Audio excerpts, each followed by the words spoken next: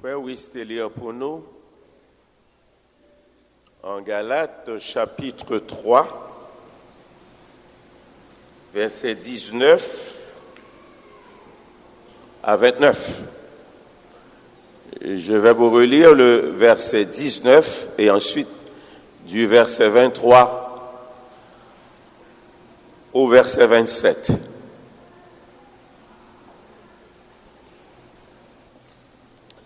Pourquoi donc la loi?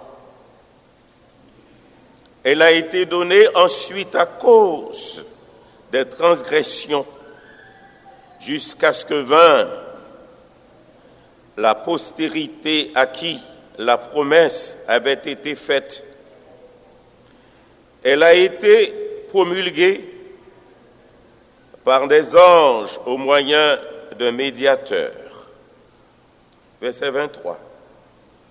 Avant que la foi vînt, nous étions enfermés sous la garde de la loi, en vue de la foi qui devait être révélée.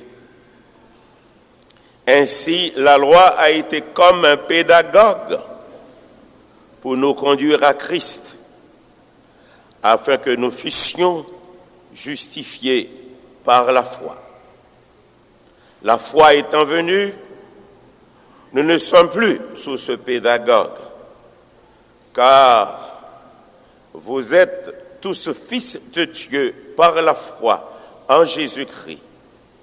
Vous tous qui avez été baptisés en Christ, vous avez revêtu Christ. Ça que moi connais avec conviction, avec certitude, c'est que vous autres,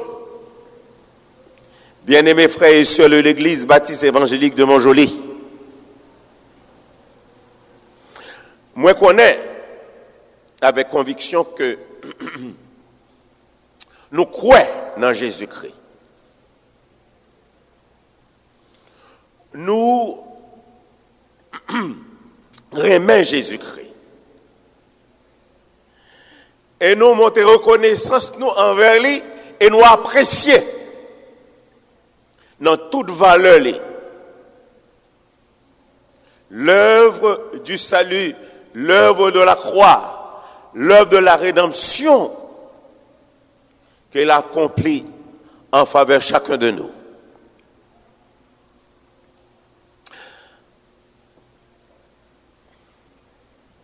Pour porter nous à gagner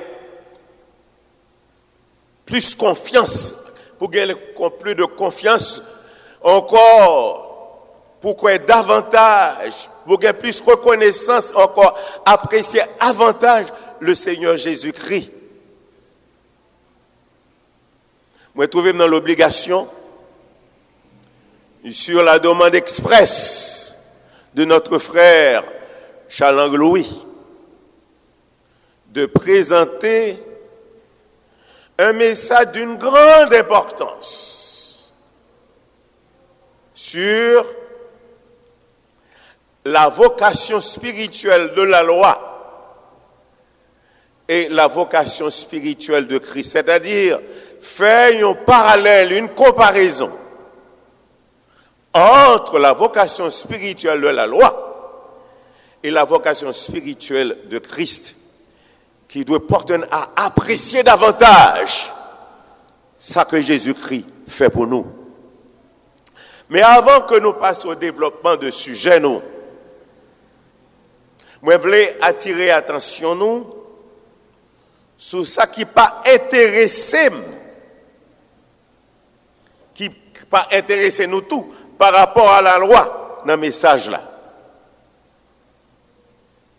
Ça qui pas intéressé par rapport à le message là, c'est pas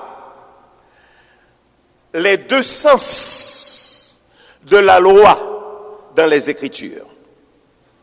Et deuxièmement, c'est pas les 5 livres de la loi, les 5 livres de Moïse que nous appelons le Pentateuque.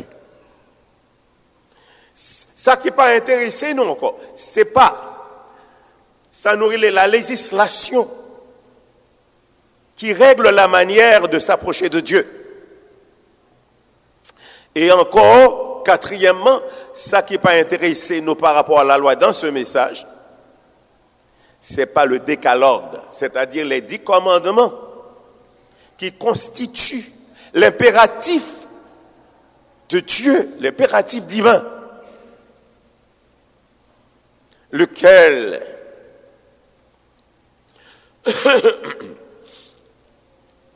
nous joignons que il rende valable pour tous les chrétiens, aussi bien pour tous les juifs, selon ce qui est écrit dans Exode 20, verset 12.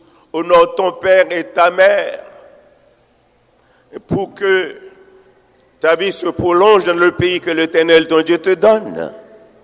Et dans les Éphésiens chapitre 2, versets 2 et 3, honore ton père et ta mère, c'est le premier commandement, avec une promesse, afin que tu sois heureux et que tu vives longtemps sur la terre. Par conséquent, ça qui intéressait nous par rapport à la loi dans notre message, c'est la vocation spirituelle de la loi. Alors, en ce dimanche 5 juillet 2015, sujet message noir, il est porté sur le parallèle entre la vocation spirituelle de la loi et la vocation spirituelle de Christ. Nous allons considérer d'abord la vocation spirituelle de la loi, le but dans lequel la loi a été donnée, premièrement, c'est pour révéler les exigences de Dieu.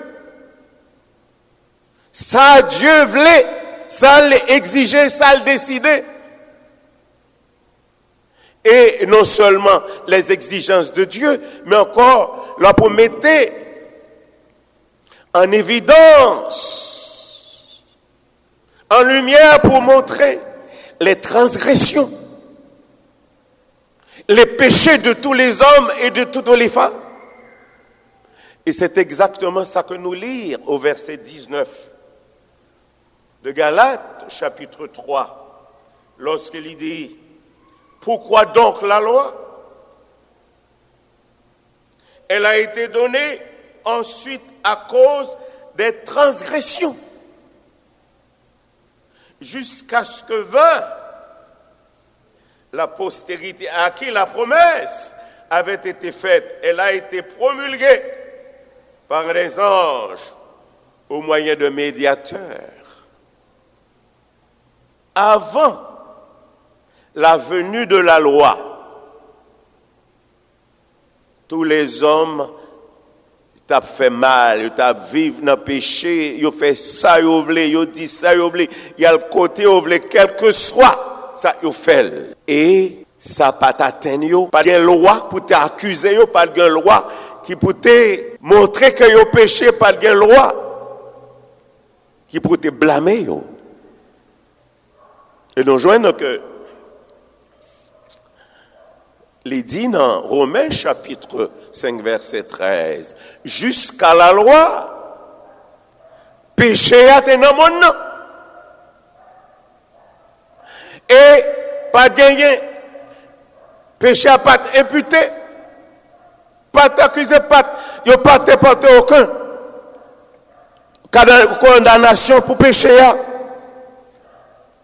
Quand pas de gagné loi.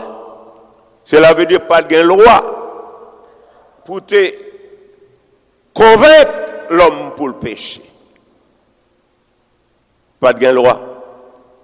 Et c'est peut-être ça, et nous joignons non seulement dans Romains 3, dans Romains 5, verset 13, mais dans 1 Jean 3, verset 4, il dit, quiconque pêche transgresse la loi, et le péché est la transgression de la loi.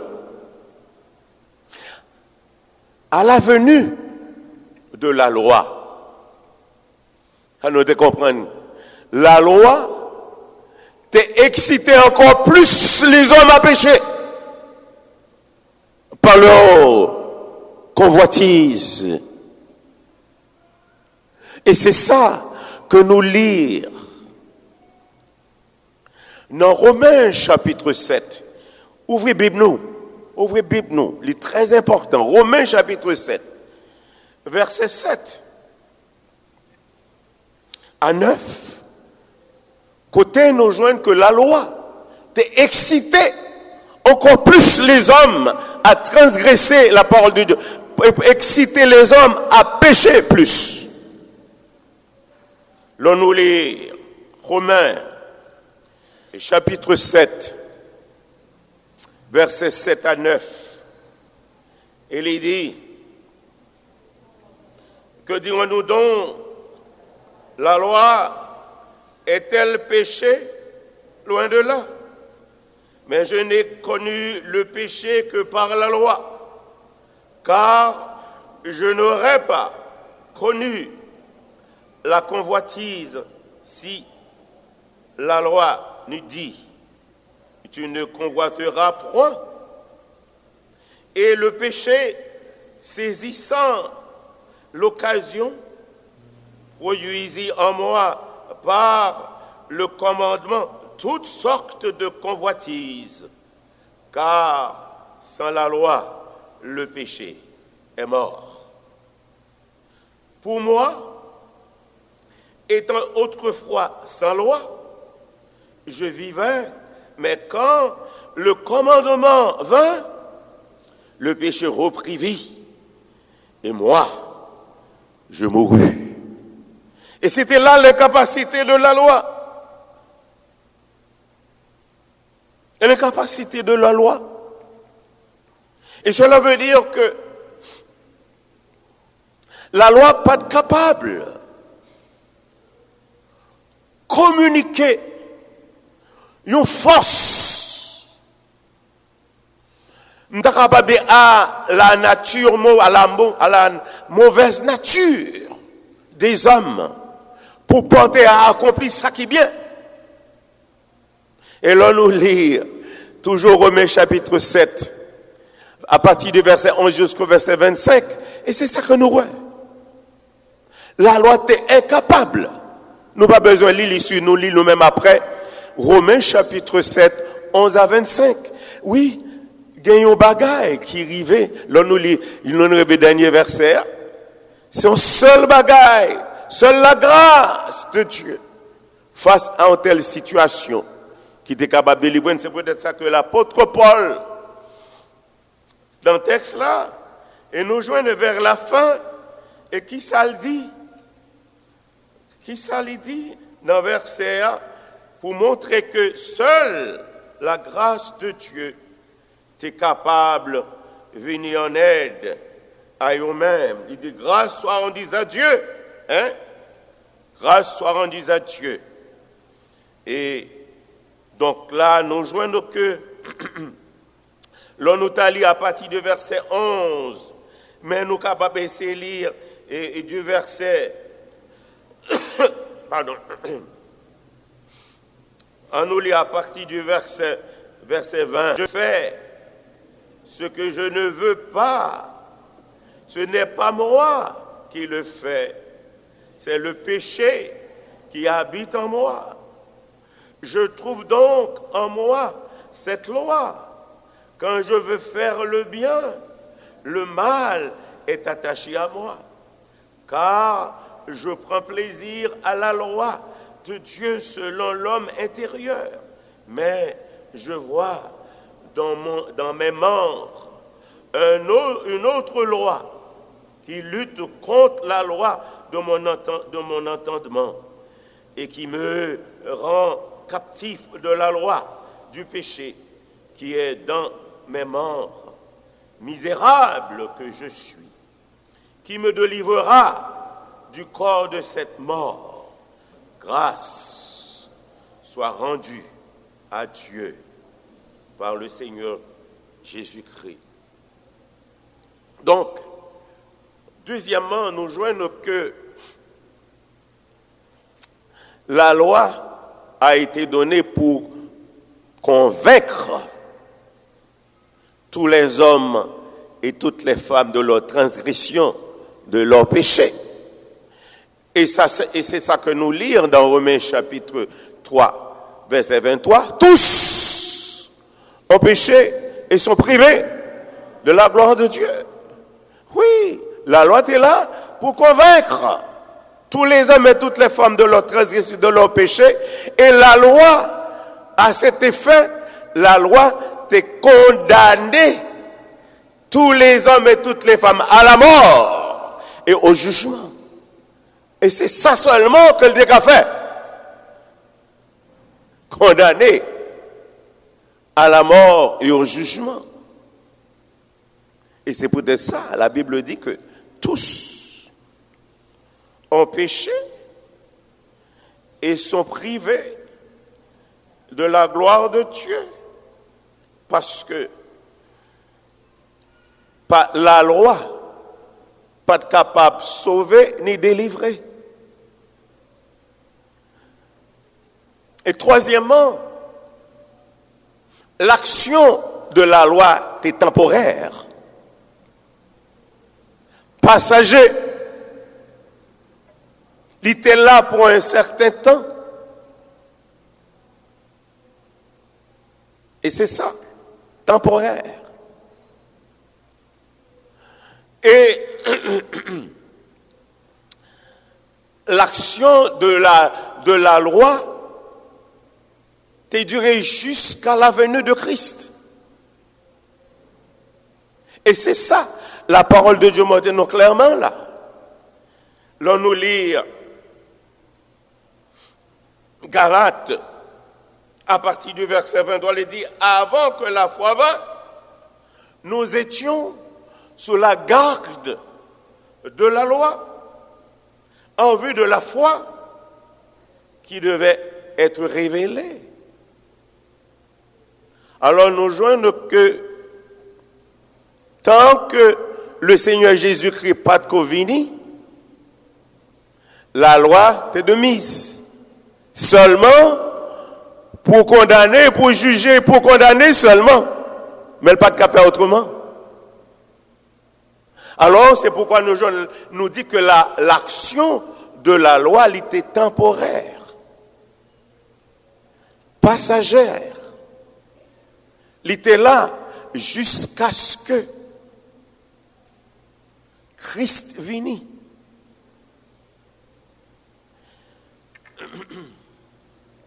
Donc nous joignons que ici, Christ étant venu, et nous joignons que la loi a été donnée finalement comme un pédagogue pour conduire nous à Christ. Et c'est ça que nous lisons dans Galates chapitre 3. C'est ça que à partir du verset 23 et jusqu'au verset 27, il dit ainsi la loi a été comme un pédagogue pour nous conduire à Christ afin que nous fussions justifiés par la foi. La foi étant venue, nous ne sommes plus sous ce pédagogue, c'est-à-dire nous ne sommes plus sous la loi. Et non seulement cela, car vous êtes tous fils de Dieu par la foi en Jésus-Christ. Donc, pédagogue, chez les Grecs et les Romains, un pédagogue c'était un homme instruit. Il était capable même un esclave instruit, chargé d'éduquer et prendre soin d'un fils ou d'un jeune garçon jusqu'à sa majorité, jusqu'à ce devenir majeur. Une fois ce fils ou ce jeune garçon devenu majeur, il n'est pas encore sous la conduite de ce pédagogue. Autrement dit, le rôle de ce pédagogue prenait fin. Et c'est extraordinaire ça. Puisqu'il prend fin, donc là, ceci nous amène à parler de la vocation spirituelle de Christ. Mais avant, nous voulons d'abord ajouter ce quelque chose d'une grande importance. La loi, en nous refermant sous le péché et en nous plaçant sous la malédiction terrible du Dieu Tout-Puissant, du Dieu 3 fois saint, pas te laisser aucune issue, aucune voie pour nous. Sinon, nous avons un seul moyen de refuge, la foi en Jésus-Christ. Seul moyen de refuge, c'était la foi en Jésus-Christ. Et c'est ça qui va montrer nous la valeur, l'importance de la venue de Jésus-Christ, la valeur, l'importance de sa vocation spirituelle. Donc nous joignons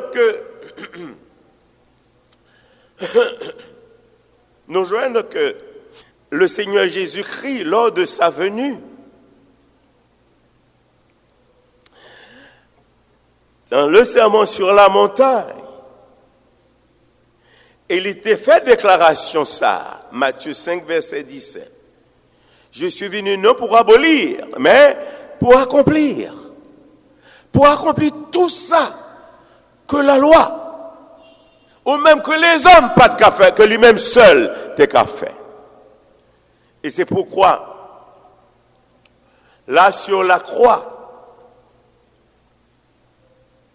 lorsqu'il t'est porté péché nous toutes, malédiction nous, condamnation nous, culpabilité nous sur la croix. Et avant de rendre l'esprit, selon Jean 19, verset 30, tout est accompli. Et c'est extraordinaire. Tout est accompli. Cela veut dire que l'œuvre de la croix, l'œuvre de la rédemption, l'œuvre du salut, l'œuvre de la grâce est totale, parfaite. Pas de rien qu'on a ajouté là-dedans, tout est accompli. Et deuxièmement, Christ étant venu, nous ne sommes plus sous ce pédagogue, nous ne sommes plus sous la loi. Parce que le texte l'a dit au verset 23, la loi, avant que la foi vint, nous étions sous la garde de la loi en vue de la foi qui devait être révélée. Et puis il dit, ainsi la loi a été comme un pédagogue pour nous conduire à Christ, afin que nous soyons justifiés, non par la loi, mais par la foi.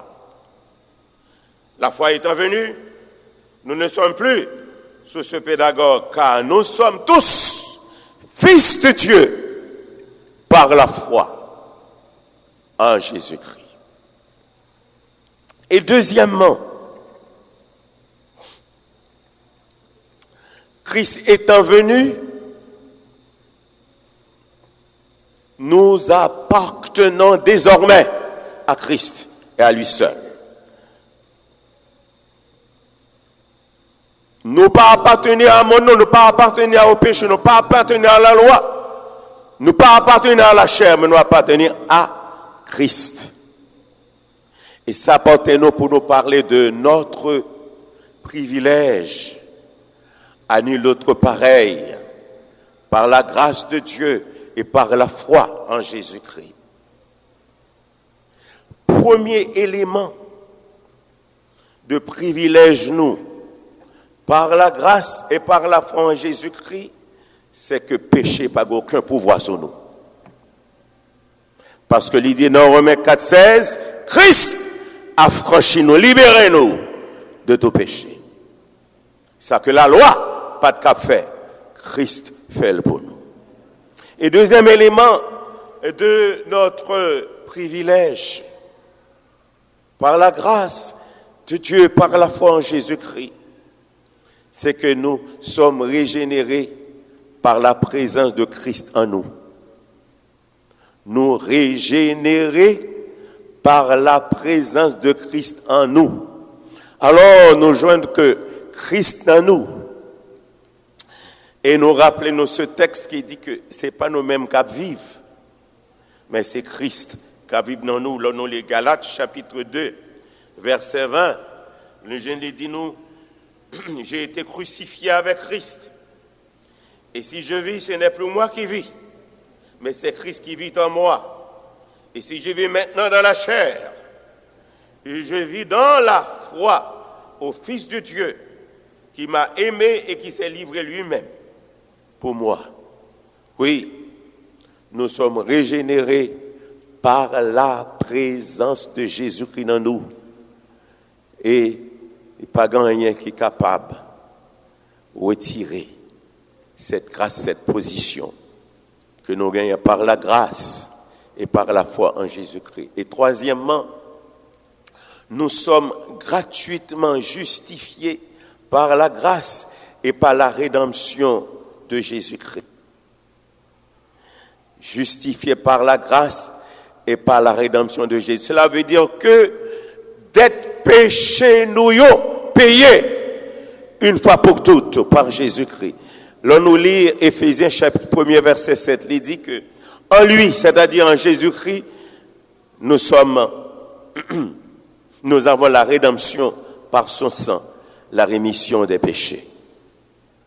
Et lorsque nous lisons dans 2 Corinthiens 5 verset 21, il dit que celui qui n'a pas connu le péché, Dieu l'a fait devenir péché pour nous, afin que nous devenions en lui justice de Dieu.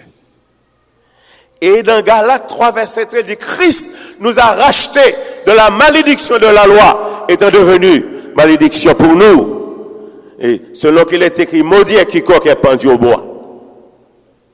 Et finalement, dans 1 Pierre, chapitre 1er, verset 18 à 20, il dit que ce n'est pas par des choses périssables, par de l'or, de l'argent, que vous avez été rachetés de la vaine manière de vivre héritée de vos pères, mais par le sang précieux de Christ, comme un agneau sans défaut et sans tache, prédestiné avant la fondation du monde, mais manifesté à la fin des temps, à cause de vous. À cause de vous, à cause de moi, à cause de nous. Et quatrièmement, et par ce privilège à nul autre pareil, que nous ayons par la grâce de Dieu, par la foi en Jésus-Christ, nous sommes sanctifiés par l'offrande du corps de Jésus-Christ. Et il est clairement rapporté dans l'Épître aux Hébreux, chapitre 10, versets 5 à 10, côté qu'il dit que Jésus-Christ étant en venant dans le monde, dit à Papa, tu n'as voulu ni sacrifice ni offrande, mais tu m'as formé un corps. Tu n'as agréé ni holocauste ni sacrifice. Alors j'ai dit, je viens pour faire, ô Dieu, ta volonté. Et c'est en vertu de cette volonté, dit la parole de Dieu, que nous sommes sanctifiés par l'offrande du corps de Christ, une fois pour toutes. Et cinquièmement, nous sommes éternellement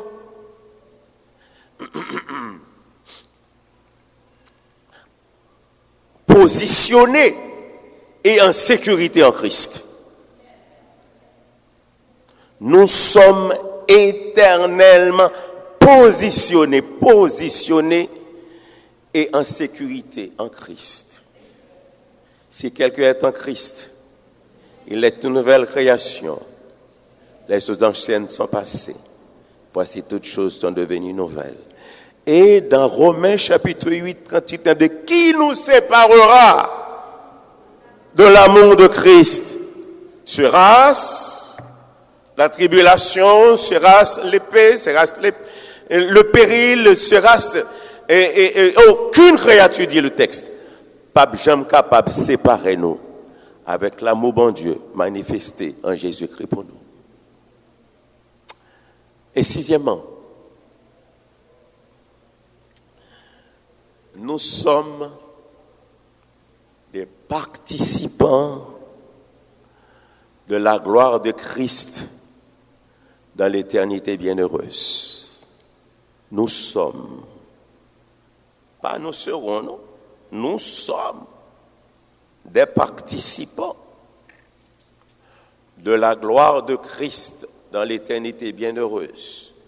Jésus-Christ, dans la déclaration des disciples dans Jean 12, verset 20, il dit, si quelqu'un me sert, qu'il me suive.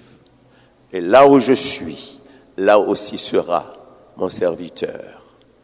Et dans sa prière, verset 24, quand il t'a exprimé volonté, il dit, Père, je veux que là où je suis, ceux que tu m'as donnés soient aussi avec moi, afin qu'ils voient ma gloire, la gloire que tu m'as donnée, parce que tu m'as aimé avant la fondation du monde. Nous parlons dans la gloire. Est-ce que sûr ou à participer à cette gloire? Moi-même, moi crois. Moi crois. Parce que le Seigneur Jésus-Christ dit, et me croit. Moi remets le Seigneur m'a apprécié dans toute valeur l'œuvre de rédemption qu'il fait pour moi. Donc, moi je voulais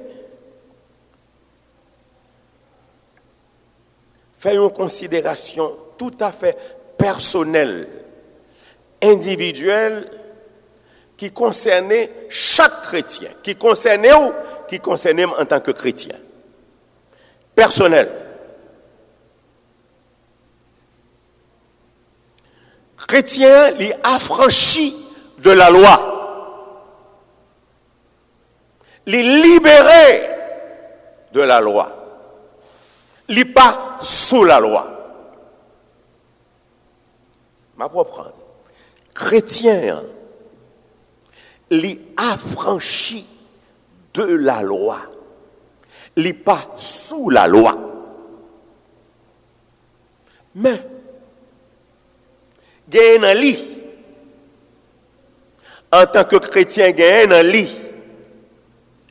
Une nouvelle et éternelle loi que lui doit soumettre à lui sans réserve. Cette nouvelle et éternelle loi, c'est la loi d'amour de Christ. La loi d'amour de Christ. Cette loi d'amour, éternelle loi d'amour de Christ, c'est la seule garantie de la liberté de ce chrétien et de tous les autres chrétiens. Et la seule personne, ah oui, la seule personne qui puisse vous porter, qui puisse porter ce chrétien et les autres à accomplir cette nouvelle et éternelle loi d'amour de Christ, c'est le Saint-Esprit. Lui-même seul. Et moi, invitez nous encore à ouvrir la Bible, nous, dans Romains chapitre 13. Romains chapitre 13, verset 8.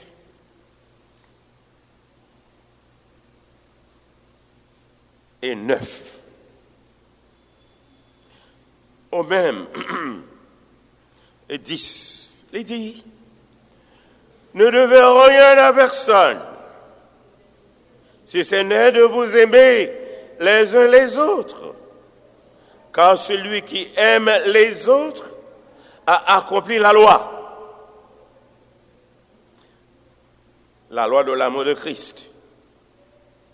En effet, les commandements Tu ne commettras point d'adultère, tu ne tueras point, tu ne déroberas point, tu ne convoiteras point, et ce qu'il peut encore y avoir se résume dans cette parole. Tu aimeras ton prochain comme toi-même. L'amour ne fait point de mal au prochain. L'amour est donc l'accomplissement de la loi. L'amour est une personne. L'amour est une personne. Nous avons connu l'amour en ce qu'il a donné sa vie pour nous. Jésus-Christ. Alors, l'on nous dit que ici, l'amour est donc l'accomplissement de la loi. Christ est l'accomplissement de la loi. Bien-aimés frères et sœurs, voilà ce que la loi, dans son incapacité, pas de capable de procurer nous, pas de capable de nous, mais le Seigneur Jésus qui par sa venue a tout accompli, tout réalisé pour nous. Et nous bien confortables. Et la seule chose que nous avons besoin de cette liberté par le Saint-Esprit pour nous accomplir jour après jour la nouvelle et l'éternelle loi qui est l'amour de Christ manifesté envers nous tous et qui gagne pour mener nous dans la gloire éternelle. C'est pas menti, parce que il dit, là où je suis, là aussi sera mon serviteur. Je veux que là où je suis, Père, tout ce que tu m'as donné soit aussi avec moi, afin qu'il voie ma gloire, la gloire que tu m'as donnée, parce que tu m'as aimé avant la fondation du monde. Jésus-Christ, c'est le seul monde qui t'a mené nous dans la gloire éternelle. En nous, continuez à servir et gagner davantage, plus de foi, plus d'amour, plus de reconnaissance et plus d'appréciation pour son œuvre de rédemption, pour son œuvre de salut, pour son œuvre de grâce et de bénédiction. Qu'il en soit ainsi.